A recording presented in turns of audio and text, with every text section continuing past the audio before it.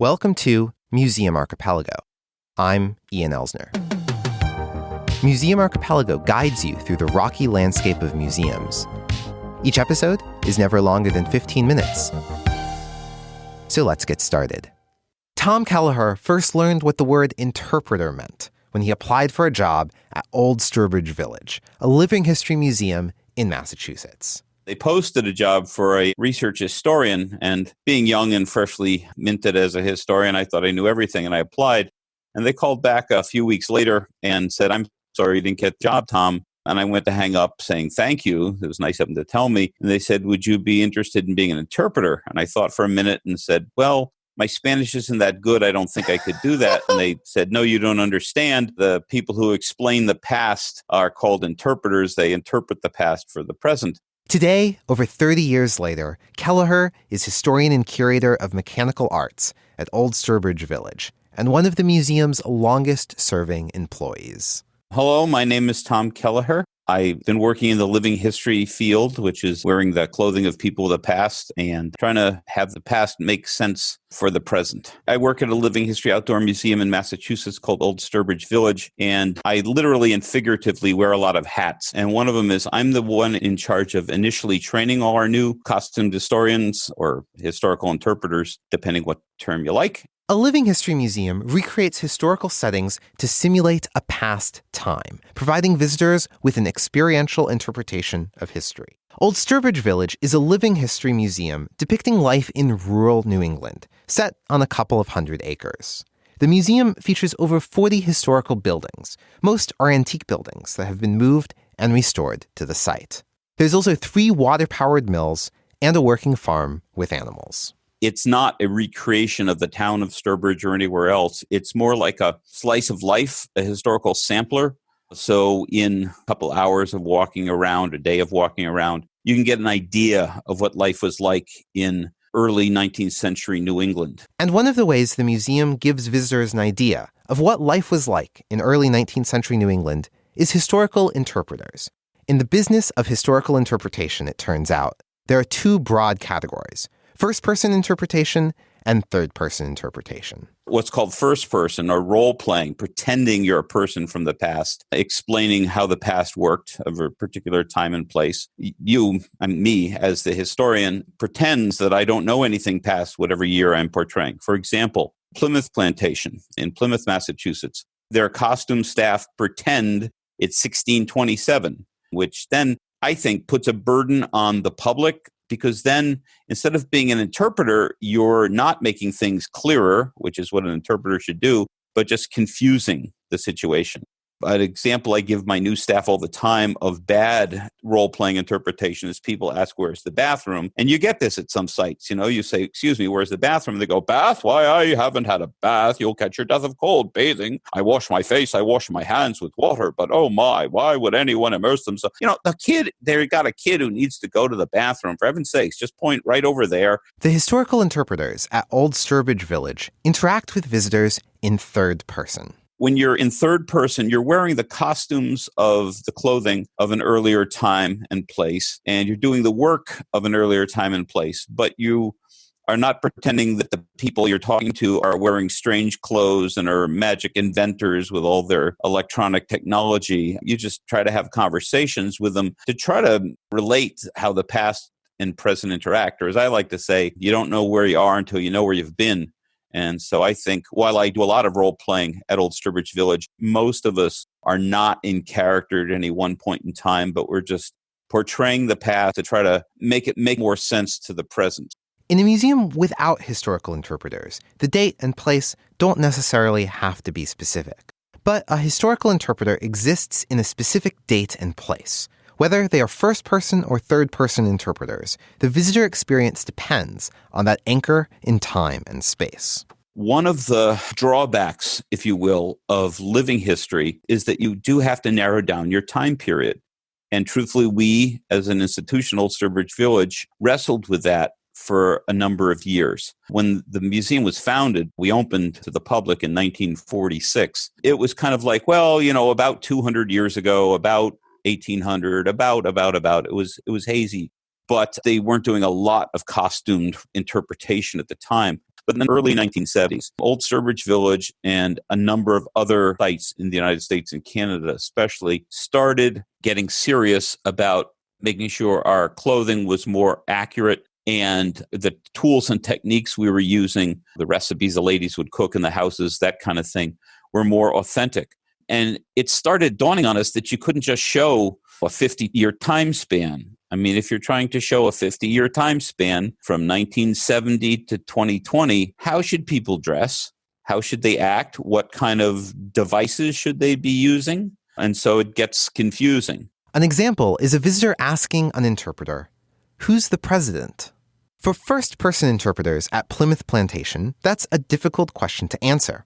In 1627, not only was there no United States or heads of state who used that term, organizations that might have used the word president were few and far between. But even for a third-person interpreter at Old Sturbridge Village, answering that question requires a specific date. Well, it depends. Andrew Jackson was president from 1829 to 1837. Martin Van Buren was president from 1837 until 1841. So what specific year are you in? And so they might go into the shoe shop and ask the shoemaker, who's the president? And he'll say Andrew Jackson, and he'll be right. And the same people might be in the printing office later in the day. And the printer says Martin Van Buren. And the guy said, well, wait a minute. The guy in the shoe shop thinks it's Andrew Jackson. So we decided that you have to pick a year. And frankly, about 10 years ago, the administration told me, Tom, pick a year. I agonized and justified it. And I not arbitrarily, but with a lot of reasons that nobody needs to know about, picked 1838. And so that's our default year. We don't really make a big deal of that to the public, but our staff knows that when push comes to shove, when somebody asks, what year is it? Who's the president? We're 1838. Picking a specific date also allows the museum to go back in time. People in 1838 would be using objects and recalling events from earlier decades. Kelleher points to more rapid means of communication, widespread substance abuse, a widening disparity of wealth, rapid technological development, rising consumerism, and growing political divisions as aspects of the 1830s that resonate with visitors today. But there's another aspect of the 1830s that resonates with visitors today, or at least it will, once the museum opens up again after its closure due to COVID-19. How people in New England responded to the cholera pandemic of the 1830s, also known as the Second Cholera Pandemic. At Old Sturbridge Village, we interpret health and healing a lot of ways. Cholera is an infectious bacterial disease, usually from poor sanitation, that's still fairly prevalent on the planet. In the 19th century, people didn't understand, until the late 19th century, didn't understand bacteriology, didn't understand what caused diseases, how diseases are spread. Even more so than COVID-19, it was very scary because there's a lot that's unknown. The Second Cholera Pandemic would have been in recent memory to people in 1838. And even before the current pandemic, Old Sturbridge Village portrayed 19th century diseases in medicine as part of its presentation of the lifestyles of the time. We do sometimes talk about the cholera epidemic, and we talk a lot about a lot of diseases. I mean, the early 19th century was a time when people didn't really have a germ theory. So there was, especially in the popular mind, there's very little separation between the spiritual and the physical world.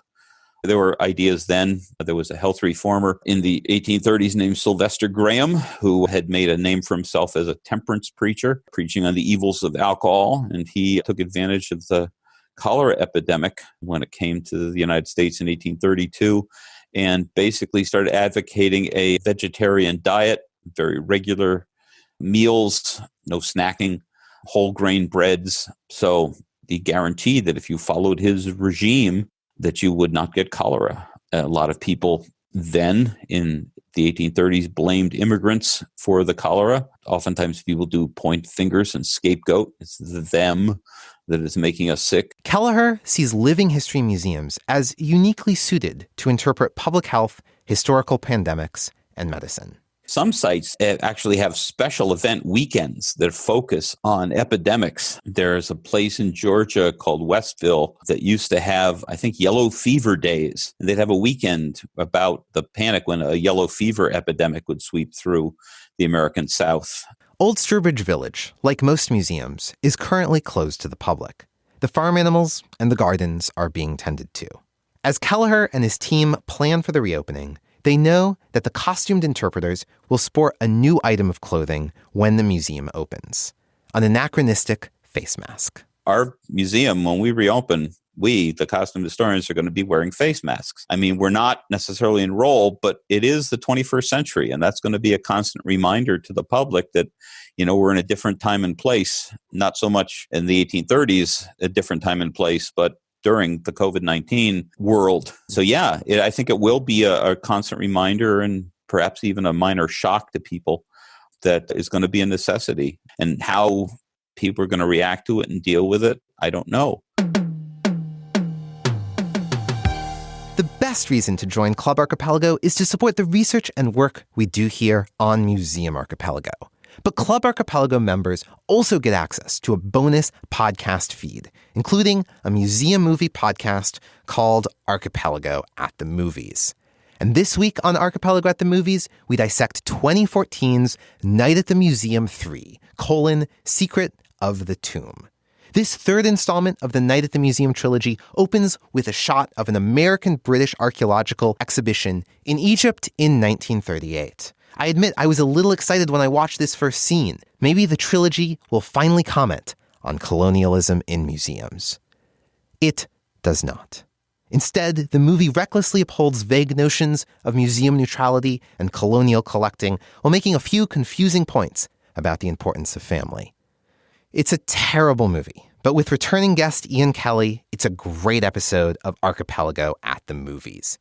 Get instant access to this and every episode of Club Archipelago, including critical looks at the entire Night at the Museum trilogy at patreon.com/museumarchipelago. You can find a full transcript of this episode and links to other episodes at museumarchipelago.com. Museum Archipelago is supported by listeners like you who have joined Club Archipelago on Patreon. If you can't get enough about how museums shape our lives, join now for $2 a month. If this is your first episode, subscribe to the show for free using your favorite podcast player. And if it isn't, leave us a rating or review. And next time, bring a friend.